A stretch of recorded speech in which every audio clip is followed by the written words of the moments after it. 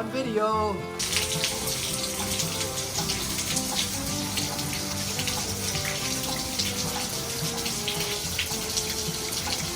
You want some salad? You don't want lettuce. Both of those. Comes in the bread. That sounds very carb-delicious.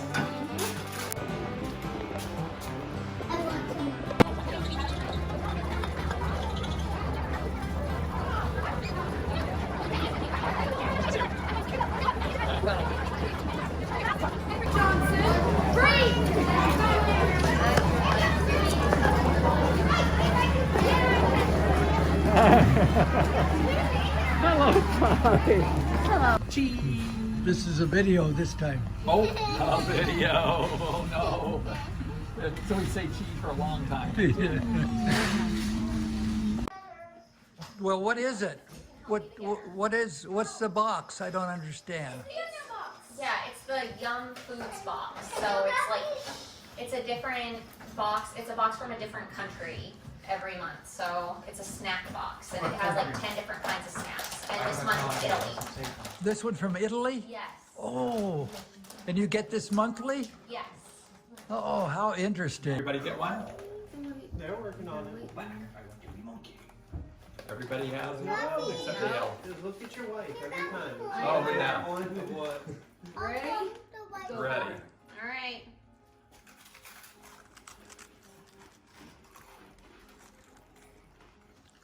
Yeah. Up. Up. Gives us address. Oh! Do not like it. Communist. It got worse as time went on. I too, and I love the second one more than the first one. I know. Medium.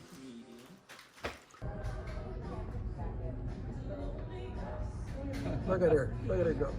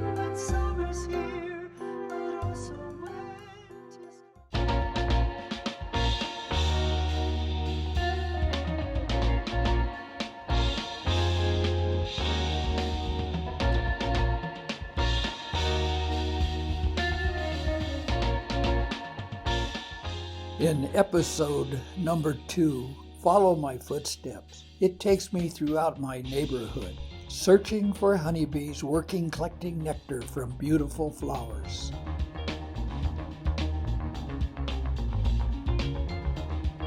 We know that plants require bees to carry the pollen to other plants, from one plant to another plant. That's how plants reproduce.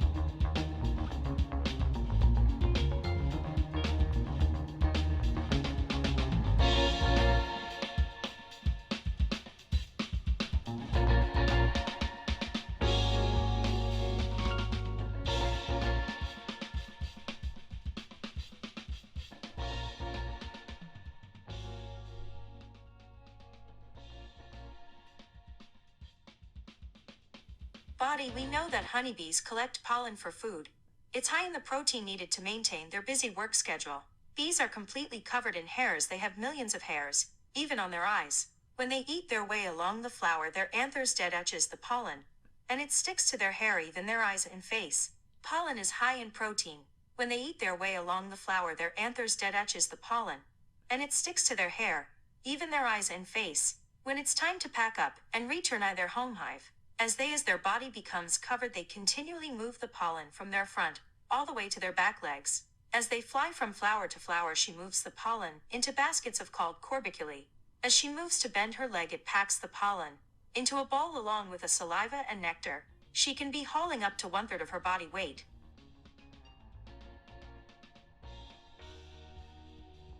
You cut me off. Take that. I'll show you.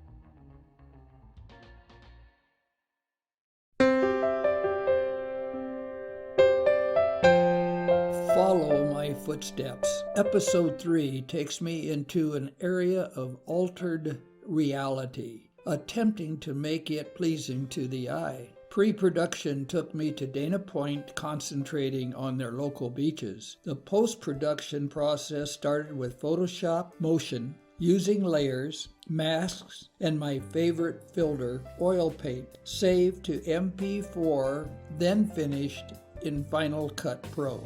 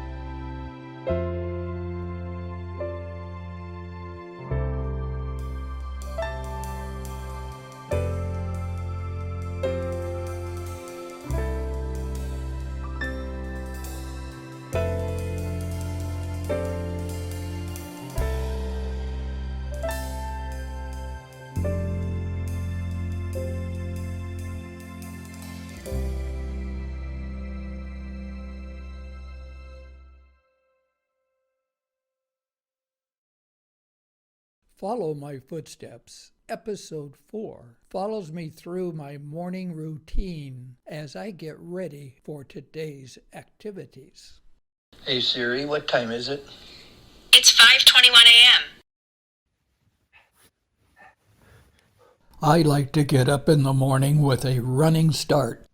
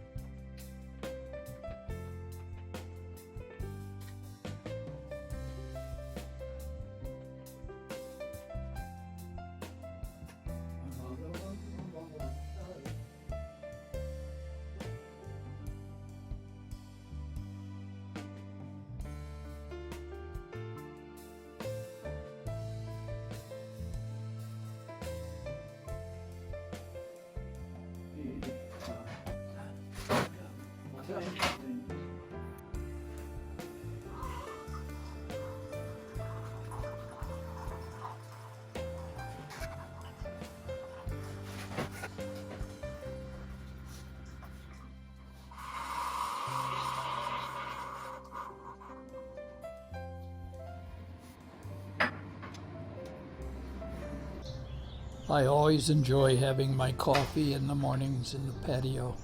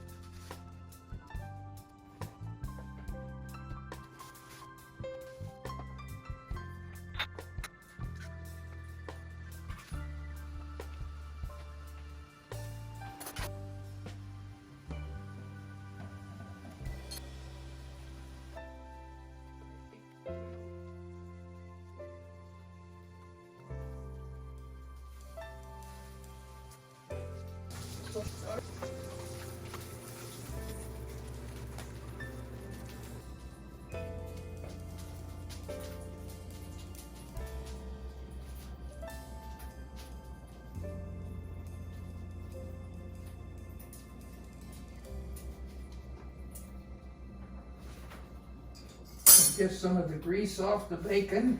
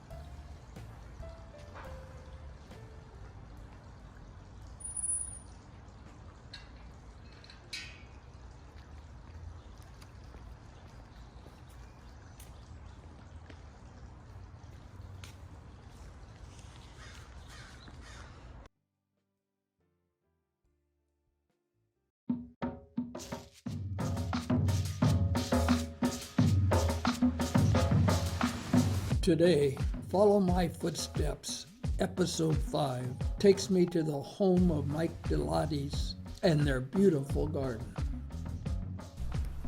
Hi, Mike. Hello.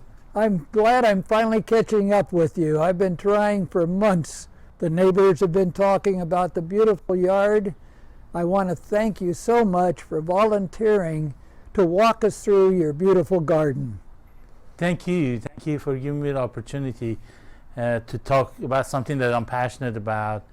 This area is the area that my wife Mitra takes care of, and she's in love with flowers, and she has put up a lot of hanging baskets with a lot of flower, and she takes care of this area, and she has done a beautiful job. And outside this area is mainly succulents, and that's my expertise, and that's what I take care of. And as I told you before, I have all kind of different succulents, and I like to collect the succulents that I don't have and make them grow. I've told all the neighbors, because they make a lot of good comments about how good the yard looks and how good the succulent looks. I've told everybody that I love for them also to have whatever they like. Whatever they see that they like, they tell me, and I cut samples and I put them in a small plant pot for them. And they like that idea to take samples and make their own succulent grow. I love to see the neighborhood beautiful, and I like to help my neighbor to make their yard beautiful too. So. Well, Mike, has this been your profession your whole life? Is this what you do for a living? No, I'm a structural engineer, and I work on a structural and architectural plan all day on the computer. And when I get tired of working on the computer as an engineer, this is the most relaxing things that I can do, to come out here, and I call them my babies, and talk to my babies and water them, feed them, make them grow, make them come alive, and this is makes me relax, and this is the most relaxing things I ever do. Well, Mike, when did you start this? I've been here 20 years. My mind doesn't work like it used to, but when did you actually start? Well, let's start with, when did you move in? Yeah, I moved in January 2016, and all my life my mom always had a garden, and she took care of plants and plantings, and I lived and I grew up with that kind of things. And when I came here, I saw that the neighborhood had a lot of plants on the edge of the building, but in the front there was empty piece of land that I could use. So I started using and putting succulents down in all over the three sides of my building, and then I saw a lot of area that later we can go and take a look at. Huge pine trees surrounding my house, and the base of these pine trees, roots are all over the place, and you cannot grow anything. And my neighbors were telling me nothing grows in here. And I decided I'm going to make things grow in that area, and I had to come up with how. Well, why don't we take a walk around and look at one of these areas that you have transformed from tree trunks and tree roots to something of beauty? Sounds great. Yeah, this is another area that nothing would grow because of the roots of this huge pine tree, and we had to put soil down. And then we have succulents that were in pots, that took them out of the pots and put them on top of the soil, and then added more soil to it, and they survive. People thought that they wouldn't work. Nothing has ever worked, but by putting a lot of soil down on top of the roots, I made it work.